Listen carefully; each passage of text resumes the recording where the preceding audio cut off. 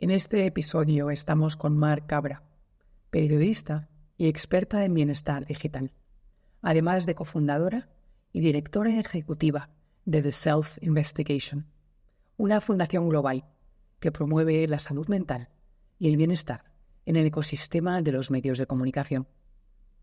Reconocida por Forbes como una de las periodistas españolas más premiadas, cuenta con más de 40 premios internacionales, incluido el Pulitzer. En la cumbre del éxito, Mar sufrió el síndrome del trabajador quemado o burnout como consecuencia. Ahora se dedica a concienciar al público y las organizaciones sobre los retos que los avances tecnológicos nos plantean, como seres humanos y como sociedad, y cómo podemos crear espacios laborales más saludables.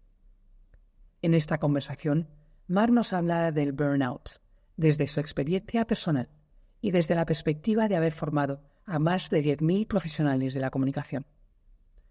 Miramos cómo podemos, no solo desde nuestra propia investigación e indagación, pero sobre todo desde la construcción de espacios sociales y profesionales que reconozcan la importancia de la indagación propia, de la vulnerabilidad, del respeto y de la comunicación. Si periodismo es la esencia de la democracia, democracia tiene que significar trabajar juntos por la salud mental. Hola Mar, qué ilusión tenerte aquí en Radica con nosotros para que hablemos sobre el tema del burnout, que sé que es muy cercano a tu corazón y a tu cuerpo y a tu mente, de hecho diría. Totalmente. Muchísimas gracias por poner el foco en este tema tan importante que lamentablemente le está tocando a muchísimas personas. A lo mejor la mejor forma que podemos llegar a ellos es que nos cuentes tu historia, que creo que es algo que nos coloca en sitio y además mucha gente se va a identificar con ello. Yo he sido periodista en la mayor parte de mi carrera profesional y pues mi sueño era hacer el mejor periodismo del mundo. Y tuve la suerte de trabajar en televisión en España, en La Sexta. Me fui con una beca a estudiar a la Universidad de Columbia, Nueva York, que es el lugar de la meca del periodismo. Conseguí entrar en una organización internacional que hacía periodismo colaborando con periodistas de todo el mundo. Trabajé en grandes investigaciones como los papeles de Panamá, que hicieron historia, e incluso llegamos a conseguir un premio Pulitzer por esa investigación. Estaba en mi camino hacia el éxito como periodista cuando de repente allí en la cima me di cuenta de que el éxito que había alcanzado no era el éxito que yo quería. O otra manera que yo digo es que si el éxito era eso, el éxito era una mierda. ¿Y por qué? Porque en ese momento en el que conseguimos el Pulitzer yo estaba muy feliz a nivel profesional, por supuesto con ese premio y con otros impactos que tuvimos con la investigación, pero me encontraba agotada, exhausta física y emocionalmente, estaba muy negativa, no me gustaba lo que hacía, no le encontraba sentido al trabajo que hacíamos, a pesar de estar haciendo un trabajo excelente con un equipo fantástico. Y digo, ¿esta negatividad de dónde viene? ¿Por qué no me siento feliz? Y yo en aquel momento no sabía ponerle palabras, pero poco después de empezar a profundizar me di cuenta que lo que me había pasado es que tenía ese burnout o el síndrome del trabajador quemado, que tiene todos estos síntomas, todas estas señales que te acabo de comentar.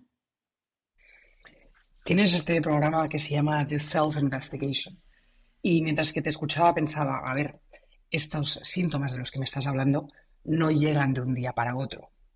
No es de repente estoy agotada, no puedo más emocionalmente, no me gusta lo que hago. O sea que es algo. Y entonces en esta investigación hacia el ser, cuando piensas atrás, ¿cuáles son las señales que podrías haber visto y que no viste? Las señales estaban por todas partes, pero algunas incluso muy llamativas. Yo, un par de años después, antes de quemarme, un par de años antes de quemarme, eh, después de una investigación, acabé en el hospital, en Filipinas, además, después estaba en una conferencia y llegué al hospital con un dolor como de bajo vientre en el lado derecho, que yo creía que era apendicitis, y acabó siendo una torsión ovárica que me llevó a quirófano y salí del quirófano sin ovario derecho.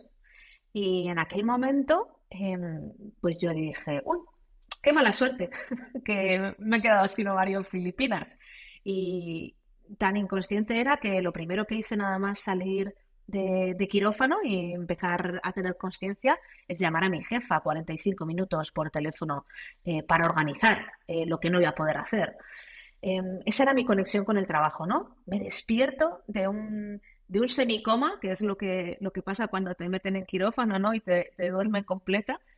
Y lo primero que pienso es en el trabajo, ¿no? Y había señales por todas partes. Tras otra investigación, yo tuve problemas de tiroides, a mí me cambió el sentido del humor. Yo soy una persona que hace muchísimas bromas, dejé de hacerlas, era una persona súper dura.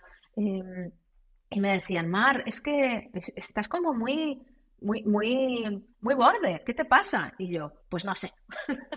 Lo que pasa es que todas estas señales, pues por un lado yo no sabía identificarlas, ¿no? Es muy difícil decir, perdí el ovario por estrés, perdí el ovario por el trabajo, ¿no? Esa conexión no se puede establecer, no la pueden hacer ni los médicos, pero sí que es verdad que la suma de todo y además todo ese cambio de comportamiento, sí que son más el agotamiento cada vez más creciente, son señales de que uno está teniendo cada vez más estrés y más estrés no gestionado, ¿no? Como que no estaba llevando mi sistema a la calma lo suficiente, ¿no? ¿Qué pasa? Que yo esto lo he aprendido a posteriori. Entonces, si yo pudiera coger una cápsula del tiempo y hablar con Mar de 2015, 2016, le hablaría de la importancia de cerrar el ciclo del estrés, de calmar el sistema nervioso de vez en cuando, de reposar, de tomar pausas, de la importancia de, pues eso, de descansar para poder seguir. Y esto no lo puedo hacer, por ahora esa cápsula del tiempo no la tengo, pero lo que sí que puedo hacer ahora desde The Self Investigation, que es la fundación que lidero, es ayudar a otros con este tipo de conocimientos para que no se acaben quemando y para que los periodistas no tengan otros problemas relacionados con el estrés, incluso no sepan cómo afrontar retos a su salud mental. ¿Por qué el mundo de los periodistas es apto y que puede conducir a este tipo de malestar? La verdad es que hay malestar ahora mismo en el mundo laboral en casi todas las profesiones. Y esto es algo que me preocupa profundamente. No sabes la de llamadas que recibo o la de mensajes que recibo de profesionales de sectores muy diversos diciéndome, Mar, he llegado a mi supuesto éxito, soy infeliz, estoy sufriendo. Y no puedo decirlo. Tengo miedo a decirlo porque eso va a ser una mancha en mi currículum, el currículum por el que tanto he trabajado. Y esto está pasando, insisto, en casi todas las profesiones. Y si miramos estadísticas, han salido informes recientemente en España a nivel global de que los abogados están mal de salud mental, de que la salud mental también es un reto en las grandes consultoras, de que la salud mental es un reto para los médicos, para las enfermeras, para los profesores y las profesoras en los colegios, en los institutos y también para los periodistas. Los periodistas somos una profesión que es una de esas profesiones esenciales de la sociedad en las que cuando en la pandemia tuvimos que cerrar las puertas para todo el mundo y no podíamos salir de casa, de los pocos que podían salir de casa eran los periodistas para hacer su trabajo, porque el periodismo es un pilar de la democracia. Sin periodismo no hay democracia. Y justamente esta frase de sin periodismo no hay democracia yo la he modificado y digo, sin periodistas sanos no hay democracia, porque ¿de qué sirve tener un pilar de la democracia con personas que no están bien, que están sufriendo, que tienen altos niveles de ansiedad, altos niveles de burnout, altos niveles de depresión o de síndrome de estrés postraumático? Mira, una cifra que a mí me llama muchísimo la atención es en Canadá, que uno diría, en Canadá viven bien, ¿no? Bueno, pues en Canadá, que es un país que más o menos viven bien, en el que tampoco hay grandes presiones, no hay grandes dictadores o líderes autoritaristas, ¿no? 1 de cada 10 periodistas tenía ideaciones suicidas después de haber cubierto una cobertura compleja. Los periodistas nos exponemos a situaciones complejas desde la guerra o situaciones complejas como en la calle, desde protestas, también todas estas cuestiones que tienen que ver con tiroteos en Estados Unidos. Eso también lo vivimos en la redacción. También vivimos un montón de tensiones, lo estamos viendo estos días con la política, un montón de presiones por arriba, por abajo, desde fuera, las empresas. Además verificamos la información en este mundo plagado de desinformación, con lo cual estamos expuestos a lo peor, de lo peor, de lo peor de Internet. Y encima de todo, trabajamos en una profesión completamente precarizada, en la que se nos paga poco y además pues se cuida poco a las personas. Yo siempre digo a los directivos de los medios de comunicación: tienes poco dinero, estás en crisis de modelo de negocio, y encima tienes una crisis de transformación digital que no sabemos la inteligencia artificial hasta qué punto va a reemplazar gran parte de la labor del periodismo actual.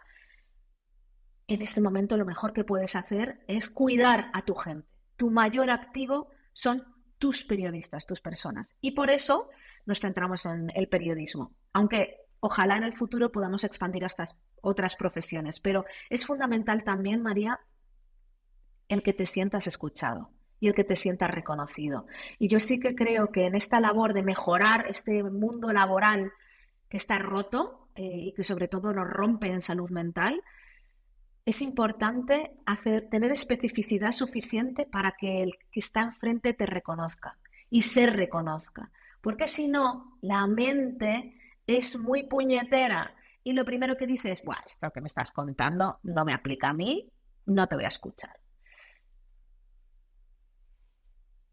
Sí, qué cosas tan importantes has dicho. Te agradezco mucho que me hayas adentrado, y espero que al público también, en lo que es vivir como periodista, ¿no? O sea, que el trauma secundario era de lo que estabas hablando, esa capacidad de estar traumatizado por el trauma de las demás personas. También pensaba en este mundo hoy politizado y con mucho juicio y con mucha polarización, como ya como individuos normales de la sociedad hay como un juicio y un hasta odio, diría, entre seres que anteriormente se querían. Periodistas se están exponiendo todo el rato con su punto de vista y con eso parecen la gente creer que entonces tiene el derecho a insultar o juzgar de una forma que sin ningún filtro, casi diría, ¿verdad? Y entonces, muchas gracias por adentrarnos en esto. Y gracias por ponerle esas palabras, ¿no? Añadiría quizás también altos niveles de tecnoestrés. Creo que Ujú. además del trauma secundario, incluso el trauma directo, ¿no? Si vas a situaciones de conflicto en terreno, pero añadiría esto, el tecnoestrés. Creo que se espera que el periodista esté siempre conectado, siempre disponible. Estamos pegados a nuestro teléfono móvil, a nuestro celular todo el rato, y también la presión del tiempo, ¿no? Con lo cual, ese estrés que se cronifica es bastante común. En el periodismo, lamentablemente, hay muchísimas personas en las redacciones medicalizadas. Y digo lamentablemente porque creo que se podría solucionar. O sea, se podría solucionar cambiando la manera en la que trabajamos y poniendo el foco en las personas. Mira, me estás llevando a un par de cosas que quería decir, ¿no? Antes has terminado diciendo a lo mejor no soy yo y lo que podemos hacer todos. Y pensaba en este nombre de self-investigation, y una gran parte de self-investigation, de poder investigarse a uno mismo, también puede ser ayudado por otras personas, ¿no? Y entonces me estaba pensando en tu historia, por ejemplo, ¿no? Y tus amigos que decían: "Mar, ya no te ríes", o "No, estás muy seria".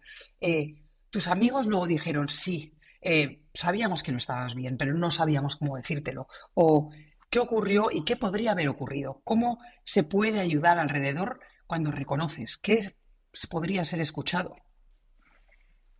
Yo creo que hay muchísimo desconocimiento sobre cómo moverse alrededor de la salud mental propia y de la de los demás. Primero, para poder identificar las señales en uno, que es lo que yo te decía que no supe reconocer. Segundo, para poder identificar las señales en otros, ¿no?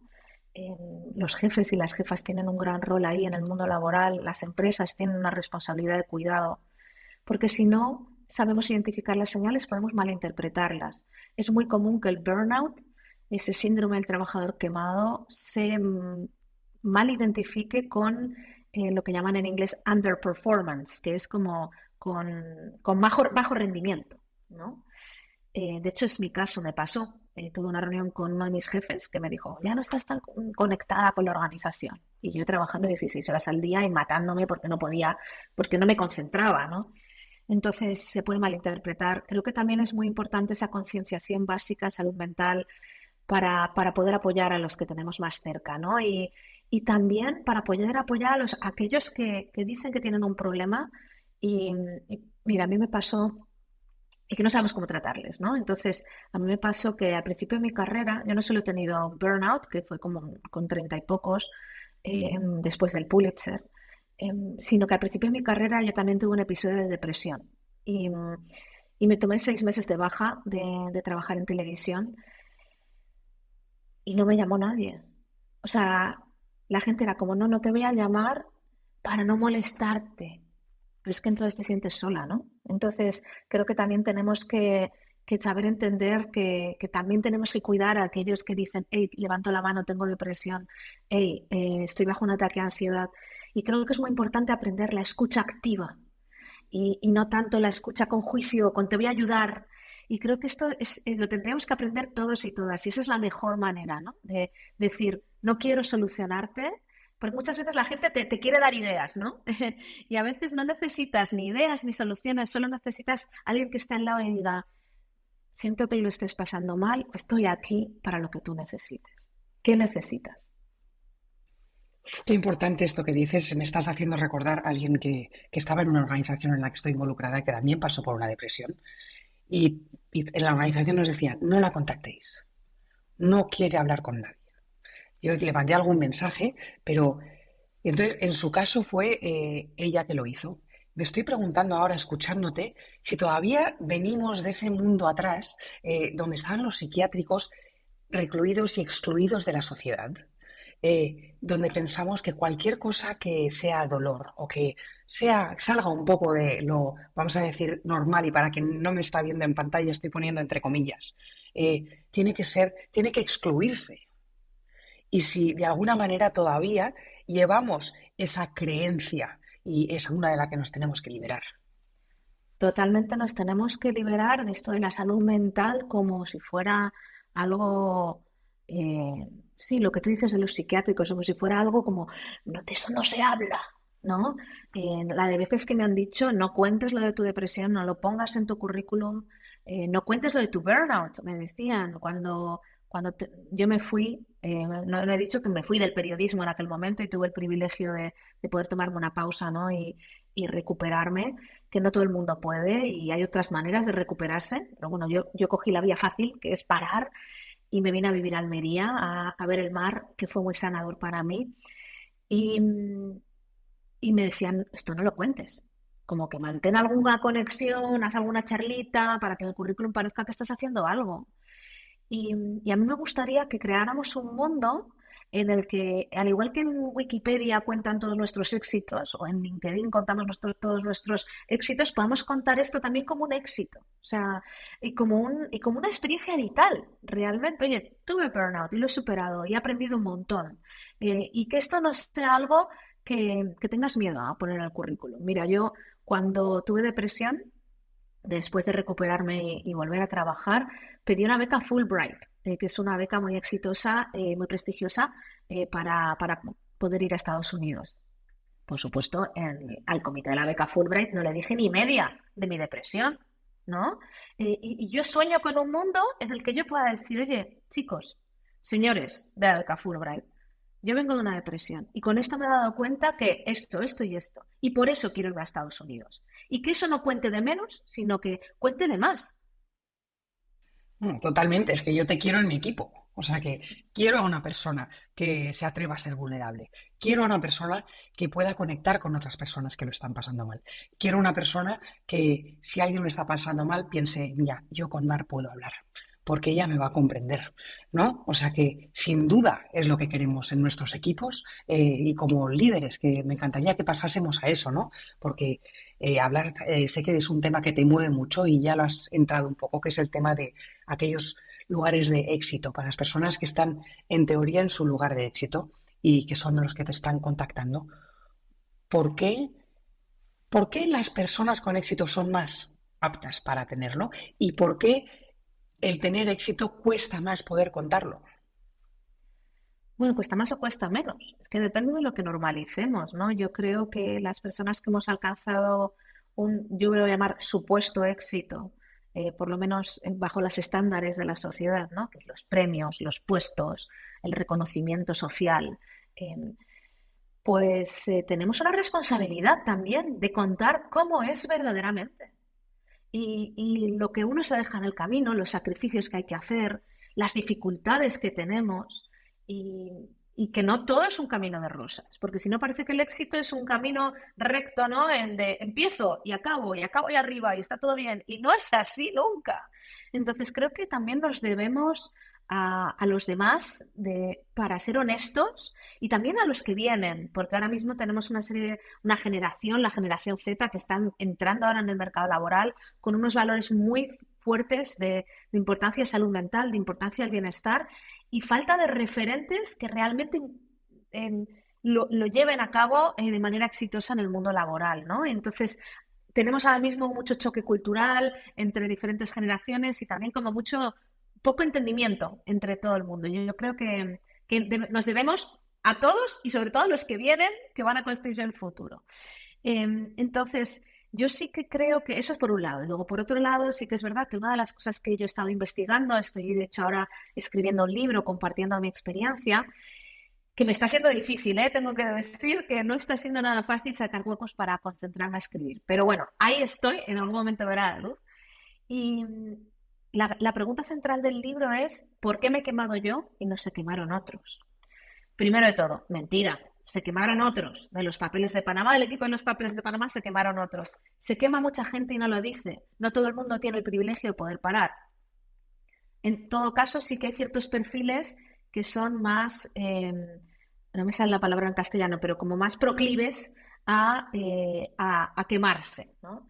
Están, por ejemplo, los high performing individuals, que llaman en inglés, las personas de alto rendimiento que somos súper comprometidas. Esta persona, el típico empleado, la típica empleada que cualquier cosa que le das lo hace, que lo hace bien, que no se queja, que está hipermotivado, hipermotivada. Yo era así. O sea, era como dame retos que yo los soluciono, pim, pam, pum. Y nunca me quejaba, ¿no? El hijo bueno que saca buenas notas, ¿no? Y claro, como es bueno, saca buenas notas, nunca se queja y todo lo hace y lo que le lances, pues no te fijas en él. Pues este tipo de personas, que es donde yo me categorizo, tenemos más riesgo de quemarnos. ¿Por qué? Porque nos solemos perder las señales, porque nos apasiona lo que hacemos, porque estamos buscando ese refuerzo también, ese reconocimiento y por muchas cuestiones, ciertas creencias limitantes, estas cuestiones que traemos desde la infancia, ¿no?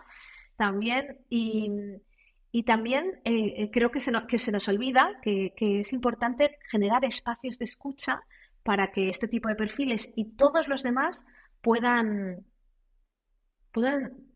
reflexionar. Por eso la importancia de self-investigation, la investigación de uno mismo. Hoy en día en el mundo laboral no tenemos espacios de autoescucha. Y esto nos está llevando, en parte, a tener estas altas cifras de problemas de salud mental. Con lo cual, por resumir tu pregunta, que me he ido un poco por las ramas, pero esto es como, claro, estoy escribiendo un libro, imagínate, me tiraría aquí 3 horas hablando contigo. Hay ciertos perfiles, entre ellos este tipo de personas, también personas que están viviendo algún momento clave de cambio en sus vidas, un choque entre valores. O sea, hay como varios perfiles que tienen más los managers, los middle managers, ¿no? Los que son jefes los mandos intermedios. O sea, hay varios perfiles que son más proclives a quemarse, pero más allá de eso, la clave es generar esos espacios de escucha interna, autoescucha y de escucha mutua. Se nos está olvidando preguntar de manera regular en las empresas ¿cómo estás de verdad? Me estás haciendo pensar en las escuelas a veces, que hay como una esquina donde tienen cojines y cosas así, donde los niños pueden ir para su time out, para ese momento que necesitan para sí mismos, ¿no? Y cómo esos espacios podrían ser beneficiosos en todas las empresas. Un espacio donde puedes ir a estar contigo mismo o a estar con los demás sin pensar en el trabajo, no para hablar de trabajo, sino para hablar de cómo estás. Eso está muy bien y hay algunas empresas que lo están haciendo, ¿no? Tienen el quiet room, ¿no? En algunos medios de comunicación a los que yo he ido tienen esa sala de silencio. Lo que pasa es que no es suficiente, María, porque lo que necesitamos son espacios de escucha colectivos y sobre todo esos espacios de silencio, de trabajo, de quitar carga de trabajo. porque lo que está, por mucho que tú pongas una sala de unos cojincitos de escúchate o una sala del silencio, si tú luego la carga de trabajo que tiene tu equipo y la carga de trabajo que tienen las personas es inmanejable, con una presión tremenda, no hay claridad sobre quién tiene que hacer qué, una serie de cuestiones que tienen que ver con el trabajo colectivo y con la gestión de la carga de trabajo, pues si eso no lo abordas, la sala del silencio no sirve de nada. Y yo creo que eso es para mí lo más fascinante de la investigación sobre burnout, es que los principales factores que causan el burnout son empresariales, organizacionales, que tienen que ver con esta cultura de lo que te digo, en la que no tienes apoyo de tu jefe o de tu jefa, no hay claridad, en donde hay unos tiempos y una carga de trabajo que son completamente inmanejables y realistas. Todo eso es lo que genera esa olla a presión, que no se soluciona con una clase de yoga, ni dando una aplicación de mindfulness, ni con una sala de silencio. Ahora, bienvenidas son esas salas, esas clases de yoga, esas clases de meditación, y a la vez, fundamental, poner las dos cosas juntas, o los dos trabajos juntos. Sí, es verdad, ¿no? A veces también lo he visto, ¿no? Empresas que dicen, bueno, como ya hemos dado un curso de comunicación no violenta, ahora ya somos una empresa mental health friendly, ¿no? O sea que amistosa con la salud mental. Pero realmente tiene que haber cambios estructurales continuos y que sean parte de la cultura de la empresa. Y de la carga de trabajo, o sea, para mí esas son las claves, o sea, workload, carga de trabajo, me parece la palabra, o sea, que si nos pusiéramos a mirar dentro de esta olla a presión, ¿cuál es una de las piezas clave? Es esta. ¿Qué mecanismos tiene tu organización para ajustar la carga de trabajo? Para ir modificándolo en función de la energía que tienen tus empleados, para escuchar a los empleados para que puedan comunicar de manera segura, con seguridad psicológica, cuando están desbordados, cuando es demasiado. Y por supuesto, yo entiendo que en todas las empresas, en todas las organizaciones, hay momentos pico, ¿no? En los periodistas, ¿no? A punto de publicar una investigación, momento pico, en ese momento pico nos remangamos y a tope, pero entonces tenemos que dar un montón de descanso después. O sea, no regulamos los descansos, es todo el rato, todo el rato, todo el rato, todo el rato, y todo el rato mucho, y más, y a vender, y no sé. Esto nos está llevando a un lugar muy tóxico, muy negativo, y que de verdad está haciendo sufrir a mucha gente. Hace un rato has hablado de la generación Z, esta generación que parece estar más consciente de su salud mental, que está intentando moverse. Y no para de pensar que en realidad es una generación que ha sido enseñada por la generación anterior. Muy a menudo aprendemos lo contrario de lo que nos están enseñando, ¿verdad? Y teníamos que llegar al extremo de dónde estamos la generación anterior para que esta generación próxima se mentalice y decida que esto es una prioridad.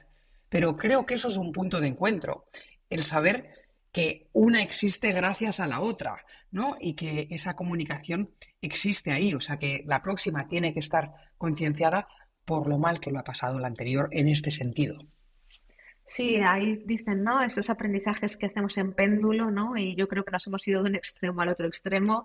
Y también a veces la generación Z tiene algunas cosas, estamos generalizando en toda una generación, que es muy difícil hacer, pero bueno, la generación Z tiene algunas cosas que son como quizás de demasiado extremo, ¿no? Y yo creo que en algún momento en ese péndulo encontraremos un poquito más el equilibrio. Pero sí me gusta esto que dices, ¿no? Del encuentro. Creo que es fundamental que juntos, juntas, nos encontremos y encontremos otra manera de relacionarnos con el trabajo. Y siento que a veces hay demasiado choque, como esa polarización que vivimos en la sociedad, lo estamos viviendo en las empresas. Es como, no, estos jóvenes que son unos flojos, y los de abajo, los jóvenes flojos, entre comillas, dicen, estos mayores que no tienen ni idea de vivir, ¿no?